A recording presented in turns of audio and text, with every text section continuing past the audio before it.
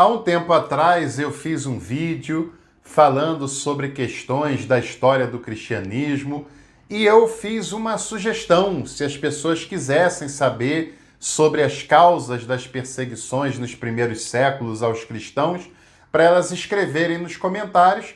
E como o pessoal escreveu, estou aqui para gravar esse vídeo para a gente falar um pouquinho sobre as causas das perseguições que os cristãos sofreram no segundo e terceiro século, mais especificamente. Então, não saia daí, fique até o final. Vamos acompanhar juntos essa trajetória, que eu tenho certeza que vai ter coisas que você não conhecia e que foram motivações para a perseguição contra os cristãos naquela época.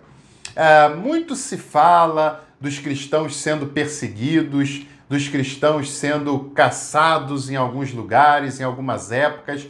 E isso tem verdade, sem dúvida nenhuma, embora hoje seja um completo absurdo dizer que cristãos são perseguidos no Brasil. Na verdade, nunca foram perseguidos no Brasil.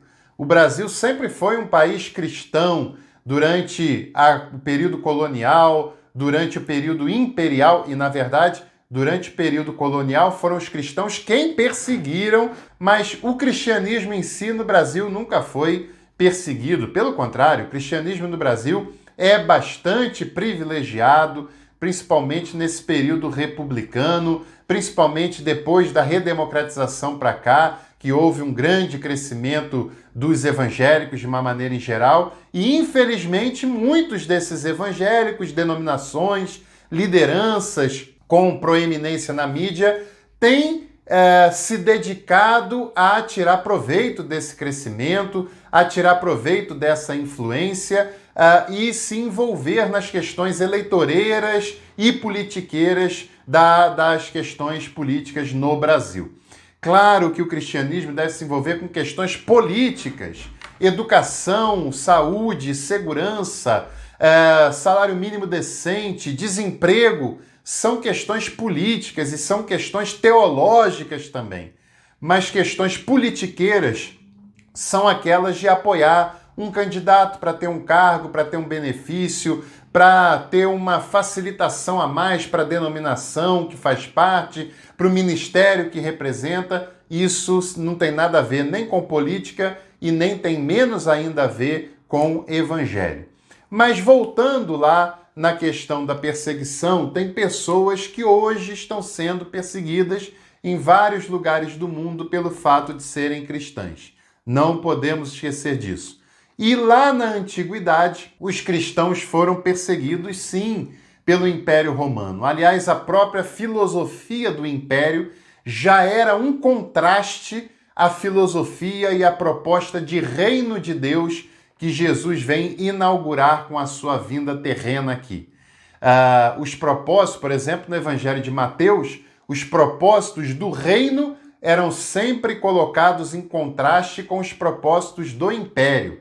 E querer agradar ao império é se colocar como inimigo do reino de Deus. E ainda hoje, querer se colocar ao lado do império que governa economicamente esse mundo, esse país, é se colocar contra os princípios do reino de Deus, que tem a ver com a justiça, com a honestidade, com os menos favorecidos e assim por diante. Provavelmente, o número de perseguidos nos 3 primeiros séculos da era cristã, ele é supervalorizado, superestimado pela tradição cristã.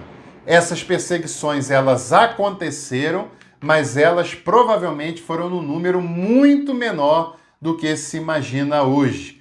Por exemplo, os anabatistas no século XVI, que insistiram na questão do batismo adulto, eles foram perseguidos e mortos em um número muito maior, em um tempo muito menor do que os cristãos dos 3 primeiros séculos da era cristã. E foram perseguidos pelos próprios cristãos, protestantes e católicos também. São coisas que não se pode esquecer de modo nenhum.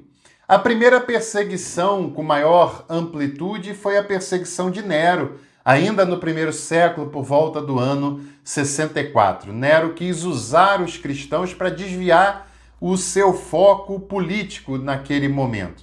Depois outras perseguições, como de Domiciano, Vespasiano, foram perseguições ainda maiores, e essas perseguições só tiveram um final oficial no Edito de Milão, no ano de 314, com Constantino, dono do Ocidente, e Licínio, dono do Oriente. O Edito de Milão não foi um tratado para falar de cristãos, não. Foi apenas um ponto daquele tratado, mas esteve lá o fim das perseguições aos cristãos. Muitos apologetas escreveram obras para tentar convencer, por exemplo, o Império, o Senado e outros setores que era uma injustiça a perseguição contra os cristãos naquela época.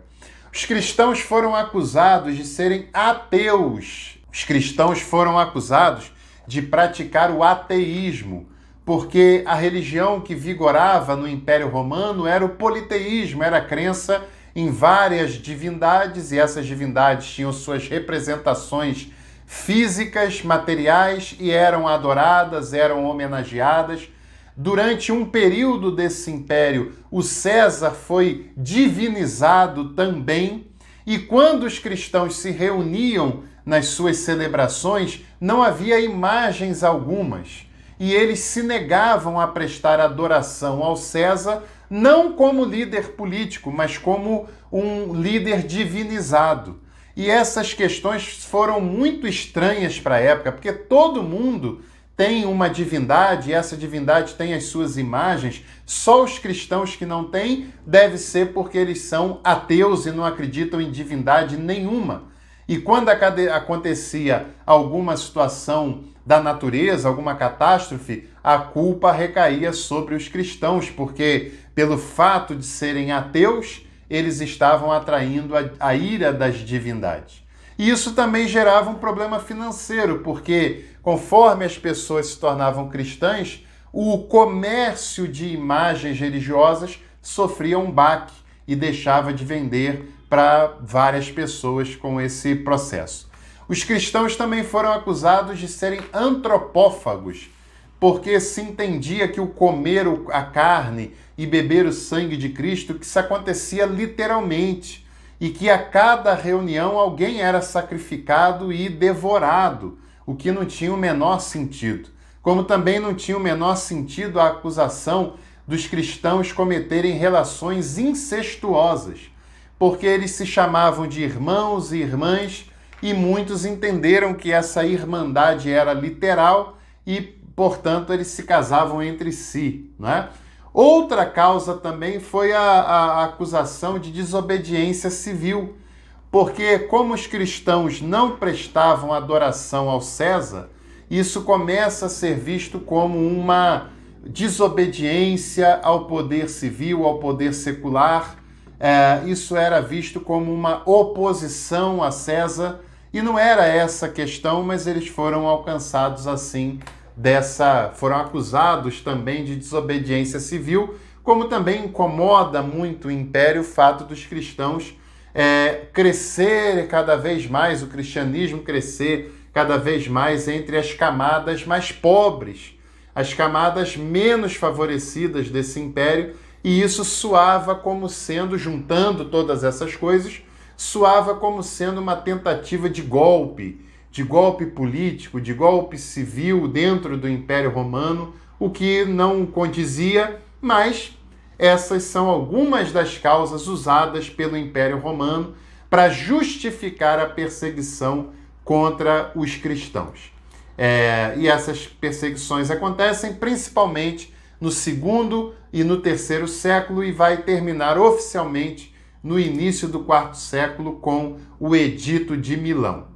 E se você ainda não é inscrito ou inscrita desse canal, inscreva-se, ative todas as notificações e você também pode contribuir financeiramente para que esse canal se mantenha e cresça a cada dia mais e continue fazendo e levando conteúdo teológico a todo esse país.